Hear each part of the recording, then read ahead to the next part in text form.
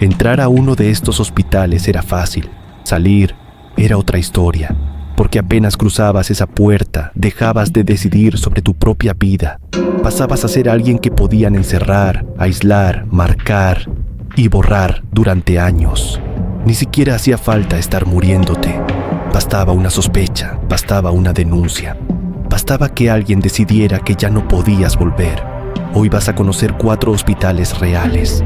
En uno te arrancaban de tu familia y desaparecías detrás de una puerta que podía cerrarse para siempre. En otro, el aislamiento se convertía en una condena tan larga que algunos morían viendo las mismas 4 paredes. Y en el último, lo que encontraron dejó al país entero mirando algo que llevaba años pudriéndose en silencio. Lo más retorcido es que todo ocurrió de verdad. No son rumores, pasó, quedó documentado, fotografiado, y durante años hicieron todo lo posible por enterrarlo. Los 4 lugares tienen algo en común. Prometían proteger vidas, terminaron destruyéndolas, familias arrancadas, nombres borrados, vidas condenadas al olvido. Nada salió porque alguien confesó, salió porque alguien abrió una puerta que jamás debía abrirse, porque alguien decidió mostrar lo que todos estaban intentando esconder. Mientras más avances en esta lista, peor se pone, porque el último hospital no solo ocultó el caso más perturbador, ocultó algo que jamás debió existir. Vamos con el primero. Había una isla frente a Nueva York donde millones de personas creían que empezaba una vida nueva. Después de semanas cruzando el océano, verla desde el barco significaba que lo peor ya había terminado. Eso era lo que todos pensaban, pero en realidad, lo peor podía empezar justo cuando ponías un pie en tierra. Porque en Ellis Island no era solo una puerta de entrada, también podía convertirse en la última puerta que cruzabas. Bastaba una fila, una mirada, una marca hecha con un pedazo de tiza sobre tu ropa. Y en ese instante dejabas de ser un inmigrante, pasabas a ser alguien retenido, separado, vigilado, condenado a esperar mientras otra persona decidía si ibas a entrar o si todo el viaje había terminado. Miles llegaron creyendo que estaban a unos metros de cumplir el sueño de su vida y terminaron atrapados detrás de las mismas paredes del hospital de la isla. Ahí nadie sabía cuánto tiempo iba a quedarse. Podían ser días, semanas, incluso meses, y mientras esperabas, el miedo no venía de estar enfermo, venía de escuchar tu nombre, porque escuchar tu nombre podía significar que te estaban devolviendo al mismo barco del que acababas de bajar. Pero eso todavía no era lo peor. Lo peor era lo fácil que resultaba perderlo absolutamente todo. No hacía falta estar muriéndote, ni tener una enfermedad evidente. Bastaba que un médico creyera ver algo extraño, y ahí empezaba todo. Una tos, unos ojos enrojecidos. Cualquier detalle podía detenerte en seco. Y cuando eso ocurría, te apartaban de la fila delante de todos, sin explicaciones, sin saber si volverías a ver a la persona que estaba caminando a tu lado apenas unos segundos antes. Porque en Ellis Island las familias no siempre cruzaban juntas, las arrancaban, a los adultos los mandaban a un lado, a los niños a otro. La parte más temida llegaba cuando empezaban las inspecciones médicas. Miles de personas avanzaban una detrás de otra mientras los médicos rebuscaban cualquier señal para detenerlas. Y había un examen que casi todos recordaban el resto de su vida. No usaban máquinas ni anestesia, tomaban un gancho de metal y levantaban los párpados insertándola uno por uno buscando tracoma, una enfermedad contagiosa que bastaba para destruir todo el viaje. Si sospechaban de ti, llegaba la tiza. Una simple letra escrita sobre la ropa parecía insignificante, pero esa marca podía romper una familia en cuestión de segundos. Porque desde ese momento dejabas la fila principal, entrabas al hospital y el futuro dejaba de pertenecerte. Ahora, si el que aislaban era un niño, sus padres tenían que enfrentarse a una decisión que los perseguía para siempre: volver todos juntos como deportados o dejar que su hijo entrara solo a un país completamente desconocido. Muchas familias se rompieron en ese instante, muchos nunca volvieron a reunirse. Pero ni siquiera eso era lo más desesperante, porque la mayoría no entendía absolutamente nada de lo que estaba pasando. No hablaban inglés, escuchaban órdenes, gritos, veían guardias señalando puertas y solo podían seguir caminando sin saber si los estaban aceptando o expulsando. Y cuando finalmente los retenían, empezaba otra condena. Dormitorios abarrotados, filas interminables, días convertidos en semanas que para muchos se convertían en meses, esperando una respuesta. Cada mañana despertaban sin saber si ese sería el día en que podrían cruzar o el día en que los subirían otra vez al mismo barco para devolverlos al lugar del que habían escapado. Y mientras afuera todos celebraban haber llegado, adentro había personas viendo cómo, en cuestión de minutos, les arrancaban a su familia, les cerraban la puerta y destruían todo por lo que habían cruzado un océano. Pero eso todavía tenía una salida. Lo que viene ahora podía convertirse en una condena de por vida. Familias enteras de Nueva York empezaron a desplomarse. Casa tras casa, familias enteras, la fiebre aparecía. Y después llegaban las muertes. Revisaron el agua, las cañerías, los alimentos. No encontraron nada hasta que descubrieron el único detalle que se repetía en todas las casas: la misma cocinera. Y desde ese instante dejó de ser una mujer. Se convirtió en el objetivo de una cacería. Inspectores, policías, todos buscaban a la misma persona. Cuando por fin la encontraron, Mary se negó a entregarse. Se atrincheró. Tomó un tenedor de cocina para defenderse. No sirvió. La redujeron entre varios hombres. La arrastraron hasta una furgoneta, como si acabaran de capturar a alguien capaz de destruir una ciudad entera. Los análisis revelaron algo que nadie había visto antes. Mary estaba completamente sana. No tenía fiebre, no sentía dolor, pero llevaba la bacteria dentro de su cuerpo. Contagiaba sin saberlo, y eso bastó. No hubo juicio, ni hubo sentencia. La subieron a un barco, la desterraron a Riverside Hospital, una isla, rejas, vigilancia, puertas cerradas. Desde ese día dejó de tener fecha de salida. Ella repetía lo mismo una y otra vez: estoy sana. Nadie la escuchó. Pasó 3 años completamente aislada, hasta que aceptaron liberarla, con una sola condición: no volver a cocinar jamás. Pero ella rompió la promesa, cambió de nombre, volvió a entrar en otra cocina, y el desastre regresó con ella. 25 personas contagiadas y 2 muertos. Esta vez no hubo advertencias. La capturaron otra vez. La devolvieron a la misma isla, la misma jaula, las mismas rejas, y esta vez para siempre. Murió encerrada después de más de 2 décadas de aislamiento, casi toda su vida reducida en prisionera por algo que nunca pudo ver ni sentir. Los periódicos terminaron borrando su nombre. Ya no era Mary Mallon, la marcaron con otro, Tifoidea Mary, y ese apodo sobrevivió mucho más que ella. Lo de Mary fue una condena. Lo que ocurría después era abrir cuerpos que todavía seguían respirando. Había un hospital en Kentucky donde miles de personas llegaban buscando una cura para la tuberculosis. Pero cuando cruzaban esa puerta descubrían que la enfermedad no era lo único contra lo que iban a luchar. Todavía no existían antibióticos, y médicos empezaron a probar procedimientos cada vez más agresivos. Primero perforaban el pecho con agujas enormes para introducir aire entre el pulmón y las costillas. Querían obligar al pulmón enfermo a colapsar. Si eso no funcionaba, seguía algo mucho peor.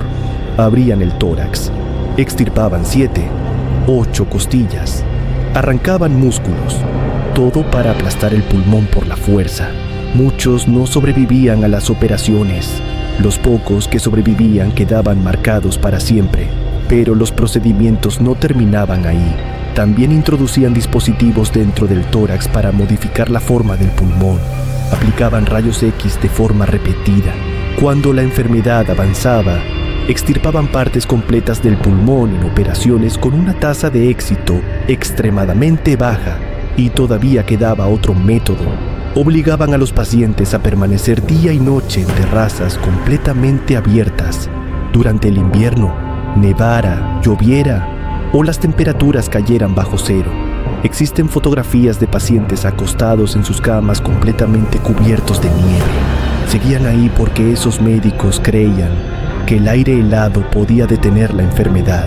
Muchos morían después de semanas soportando esos tratamientos. Y cuando eso ocurría, el hospital tenía un problema. No querían que los demás pacientes vieran salir los cuerpos. Por eso construyeron un túnel de casi 150 metros. Lo llamaban la rampa de la muerte, Por ahí sacaban los cadáveres en secreto para evitar que el resto descubriera cuántas personas estaban muriendo dentro del lugar. Y como si todo eso no fuera suficiente, todavía había una habitación dentro de ese edificio que terminó rodeada por una historia mucho más inquietante. El quinto piso. Ahí apartaban a los pacientes más graves, lejos del resto del hospital, no para darles más libertad, para mantenerlos separados hasta el último momento, lejos de la vista de los demás, ahora expuestos e indefensos. Y justo en ese piso nació uno de los casos más extraños del lugar. En 1928, una enfermera de apenas 29 años apareció sin vida junto a la puerta de la habitación 502. Durante horas ocultaron lo ocurrido para evitar que el pánico se extendiera entre los pacientes. 4 años después, otra enfermera perdió la vida al caer desde una ventana del mismo quinto piso. Desde entonces comenzaron los rumores. Muchos aseguraban que ahí encerraban en secreto a enfermos que ya habían perdido completamente la razón. Los registros nunca confirmaron esa historia. Lo que sí quedó documentado fue otra cosa, que detrás de esa puerta permanecían ocultos los casos más graves del hospital, los que casi nunca volvían a salir. Y mientras unos seguían esperando su turno para entrar a una sala de operaciones, otros abandonaban el edificio por un túnel oscuro de 150 metros, ya sin vida, marcados por los múltiples procedimientos sin que el resto de pacientes supiera que acababan de desaparecer. Pero nada te prepara para el último caso, porque ahí no fue la enfermedad la que condenó a los pacientes, fueron las decisiones tomadas dentro del hospital. Cuando el huracán Katrina golpeó Nueva Orleans en 2005, el Memorial Medical Center quedó completamente aislado. Los generadores dejaron de funcionar, el agua empezó a subir, no había aire acondicionado, las temperaturas dentro del edificio superaban los 40 grados. Era un calor extremo, pacientes conectados a máquinas, recién operados, personas incapaces de caminar. Todos quedaron atrapados. Durante horas esperaron que llegara ayuda. Nunca llegó. Entonces empezó algo mucho más difícil. Los médicos comprendieron que no podrían sacar a todos. Y fue ahí donde apareció una lista. No era una lista para salvar vidas, era una lista para decidir a quién dejarían esperando. Los pacientes capaces de caminar salían primero, después los menos graves. Los últimos eran quienes ya no podían levantarse de la cama. Personas paralizadas, pacientes terminales, ancianos, quienes dependían por completo de otros para seguir respirando, como si su vida valiera mucho menos que de los otros. Su destino quedó marcado. Mientras algunos pocos lograban subir a los helicópteros, ellos seguían echados, en el calor infernal, empapados de sudor, sin agua, sin comida, sin medicamentos, escuchando cómo cada rescate se alejaba del edificio. Y cuando los encargados del hospital entendieron que el tiempo se había terminado, tomaron una decisión repugnante que hasta hoy sigue siendo una de las que trataron de borrar de la historia de la medicina. Nunca preguntaron a las familias, jamás esperaron autorización. Para ellos no había tiempo. Había pacientes demasiado débiles para escapar, demasiado enfermos, demasiado pesados para bajarlos por las escaleras, y decidieron que no serían prioridad. A varios les dijeron que iban a ponerles algo para el dolor, que los ayudaría a descansar mientras llegaba el rescate. Eso fue lo último que escucharon. Después empezaron las inyecciones, morfina, sedantes, combinaciones inyectadas a pacientes que jamás pidieron morir. Algunos todavía estaban conscientes, otros todavía podían sentir. Testigos aseguraron que varios permanecían estables antes de recibir las dosis. Mientras eso ocurría, el resto seguía esperando entre calor extremo, oscuridad y desesperación, sin electricidad ni ventilación. Cada vez las propias máquinas que los mantenían con vida ahora los ahogaban lentamente. Los baños dejaron de funcionar. El olor era insoportable. Muchos permanecían acostados sobre sus propios desechos durante horas. Cada minuto aumentaba la desesperación. Días después, cuando los rescatistas por fin lograron entrar al edificio, encontraron 45 cuerpos. 23 presentaban rastros de los mismos medicamentos utilizados durante aquellas últimas horas. La investigación terminó señalando a varios integrantes del personal médico. Hubo arrestos. El mundo entero esperaba un juicio, pero nunca llegó. Se lavaron las manos. El gran jurado decidió no presentar cargos. Nadie fue condenado. Nadie cumplió una sola sentencia. Y las familias tuvieron que aceptar y vivir con el dolor porque las últimas decisiones tomadas dentro de ese hospital jamás tendrían una respuesta definitiva. Porque hasta hoy la pregunta sigue abierta. ¿Fue una decisión desesperada o el abandono más devastador que puede sufrir un ser humano? Bastaba una marca de tiza para separarte de tu familia para siempre. Eso no es nada comparado con encerrar a una mujer casi 30 años por algo que nunca sintió en su propio cuerpo.